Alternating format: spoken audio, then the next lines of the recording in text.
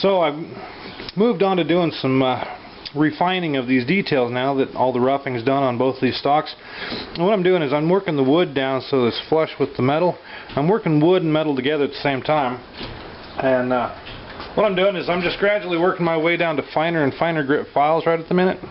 Going from those really rough cut and rasp and stuff and rough cut files, now I'm down into some medium grits and some fine grit work. But I'm staying with the same approach. I'm keeping that same linear work and just taking all the wood down, and when I get to metal I take wood and metal together. You want to be careful when you're doing this because obviously the metal doesn't come off as fast as the wood does.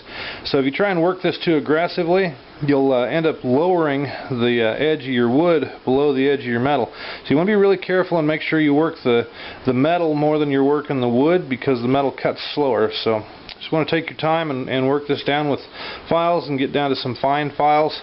And then after I get all this shaped out, get all this refined with the file work, then I can come in and start doing some actual polishing work.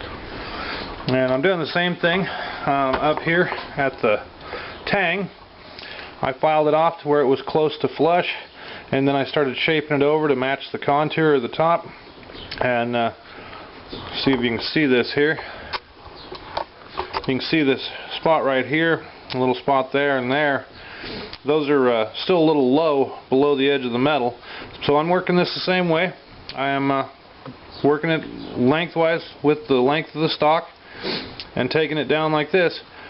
And I'm just going to keep working these down until all these edges are completely smooth and it carries that nice contour over the top of the tang with it.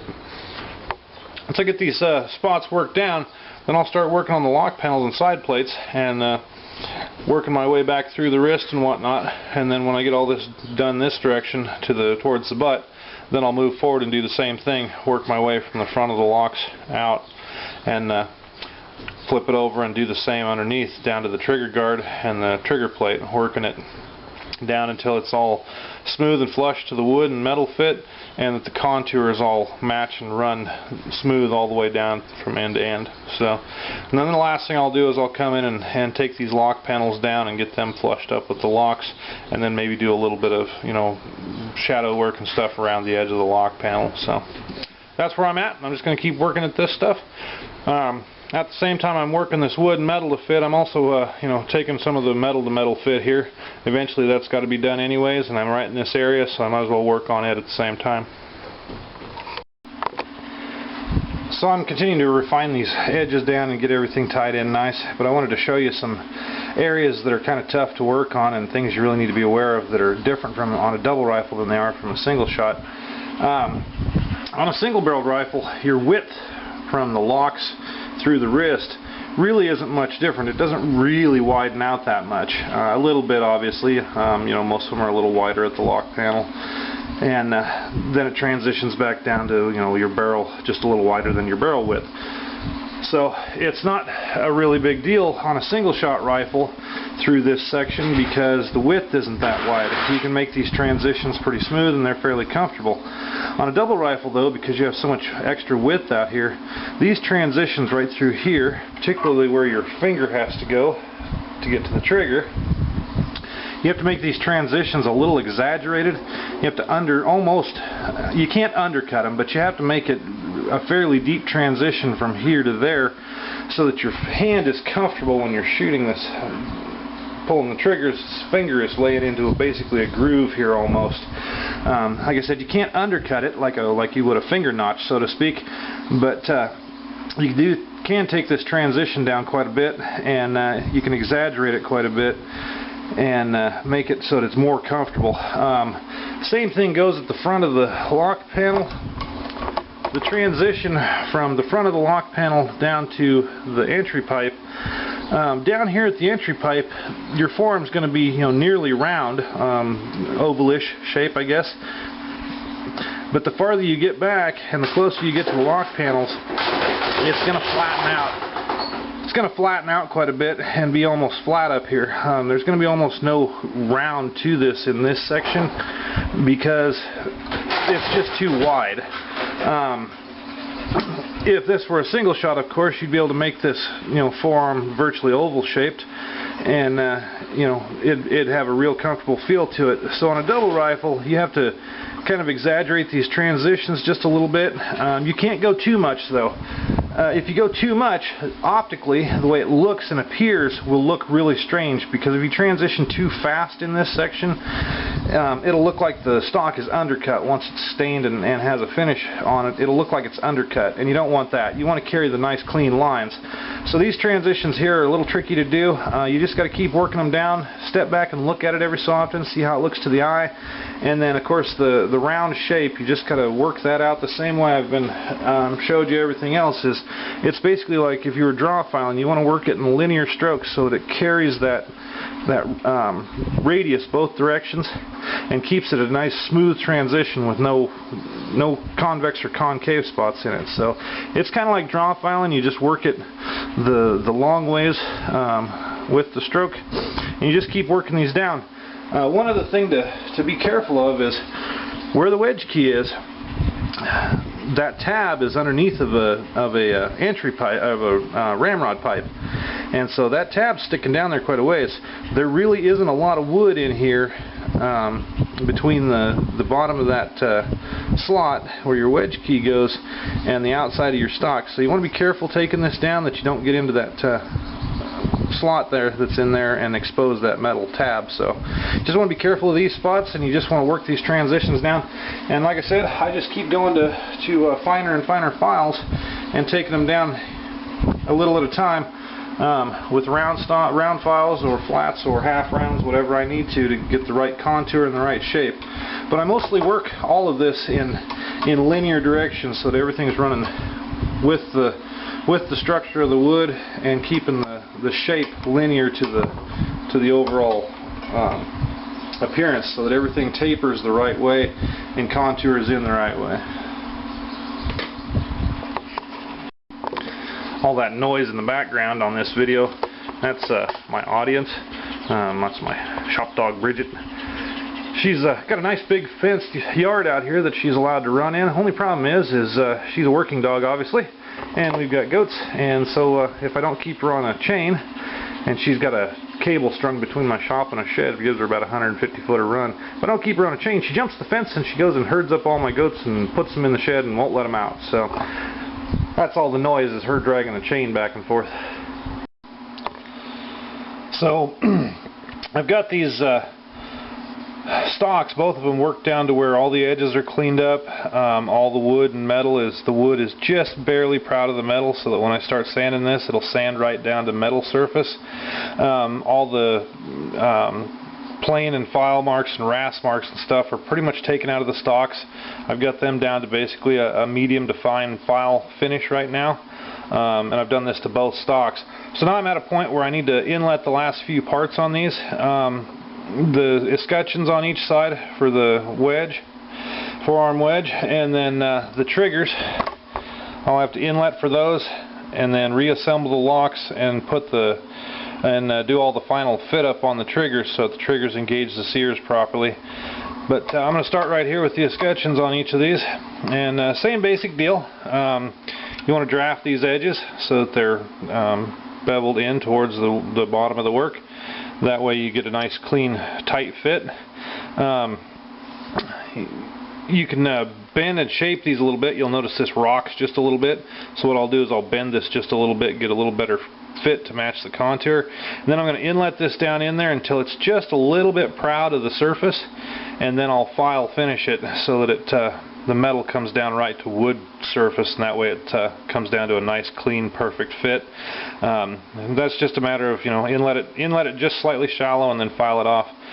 And so that's what I'm going to do next, is I'm going to inlet these on both of these rifles and move to the triggers and inlet those, and then get the triggers fitted to the sears, and then I'll do the hammer work, and hopefully sometime around next week, early next week, maybe mid next week, I'll be ready to start regulating this. By the time I get the rest of these parts in on both these rifles and everything fitted and working properly, I'll be able to take these out and start doing the regulation work on them.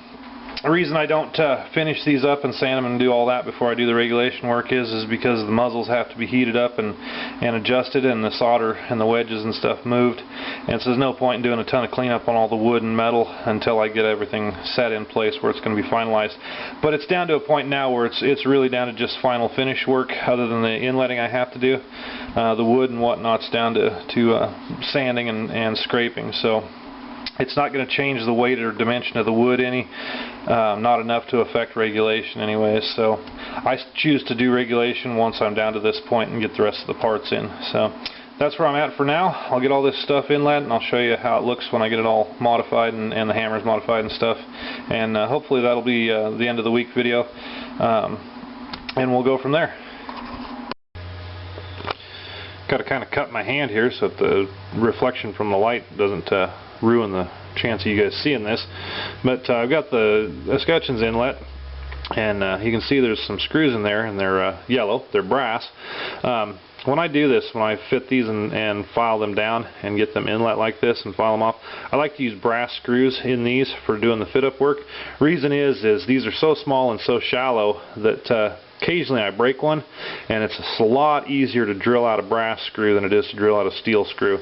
So I use little brass screws to fit these up. They'll get replaced later with steel screws that are blued to match everything. So, but that's a little tip that I do, is I use brass because I can drill them out easier than I can drill out steel. So that's fitted. And then if we move back over here to the trigger area, you can see that my triggers are an inlet now, and they're in place and fit the trigger guard properly. Got a nice connection, you know, where you've got a nice transition from the bow to the trigger guard to the trigger itself. But they're not fitted to the sears yet. If you look down inside of here, not sure you'll be able to see this, but the bars are pretty much full depth of the opening here. They cover the whole thing clear to the bottom of the opening. So what I've got to do now is I've got to take this all apart again and start fitting the length of the sear bar, or the trigger bar, to fit the sear bar, and get them so that they're contacting properly. And what I want when I do this is I want virtually no slop and no play in this. You know, when the trigger's all the way forward in its down position and the sear is locked in, I want there to be virtually no slack in this at all. And when I pull the trigger, I want the sear to clear everything with full clearance on the tumbler, the fly and the tumbler, but I want the trigger to stop basically at full clearance. I don't want it to have any extra backlash on the back end of it. So it takes a bit of fitting, and these things, you know, you have to take them in and out, in and out, in and out, and just keep filing that surface down on the top of the trigger until you get that perfect contact point. So it means putting it together, taking it apart, putting it together, taking it apart. So it's kind of a slow process to get those really good fits. But basically when I'm done, the trigger shouldn't have slack in either direction. They should be, you know, fully engaged when the hammer's pulled to full cock, and they should be you know, fully stopped without any backlash in them when you pull the trigger and the hammer falls. So that's what I'm going to work on and get those in. It's basically the end of the week for me, and I'm running out of days out of time on this week. I would have gotten these farther and would have gotten both guns caught up to this point, but I'm still working on the walnut one. I took on an apprentice about a week and a half ago. Been a friend of mine for about 5 or 6 years now, and he wanted to learn some gunsmithing and stuff. And so I'd been spending my evenings teaching him some machine work on the lathe and mill, working on a project for him.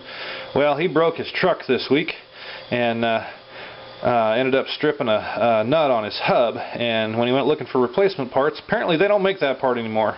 So we've spent several days towards the end of the week here, when I should have been working on guns, trying to fix his truck and remanufacture some parts from scratch. So would have gotten farther, but had to kind of help out a friend and apprentice. And I'll take the camera over. He's on the other side of the shop running my lathe right at the minute. I'll take the camera over and I'll introduce you to my part-time apprentice, and hopefully we get to a point where he can kind of take over doing some of the stuff. Hopefully he'll be able to help kind of free up some of my time, but right now he's fresh and new to this, and so what I'm doing is working all day and then spending my evenings teaching him, and hopefully over the course of maybe a month or two I can get him kind of up to a point where I can start turning over some of the draw filing work and stuff like that, and some of the basic machine operations to him, and that'll free up some of my time to build some do some actual detailed gun work that way. But I'll take you over and introduce you to him, and then that's probably going to be the end of the week, and we'll pick this up next week, and hopefully I'll continue working on this the rest of the day, but we're still messing with one of his projects, so hopefully I'll get this triggers and sear engagement fitted up by the end of the day.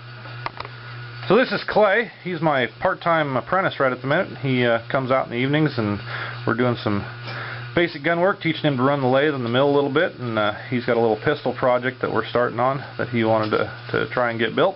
So it's a good little basic project to get him started. But currently, the last couple days, we've been building some truck parts for him because he stripped apart, and so since he wasn't able to find aftermarket parts, we're just going to go ahead and build a part from scratch. So that's what we're working on right at the minute. He's turning some parts down on the lathe. So Clay, say hi to the world. Hello, world. Alright folks, that's going to be it for the week, and I'll pick up the gun work next week.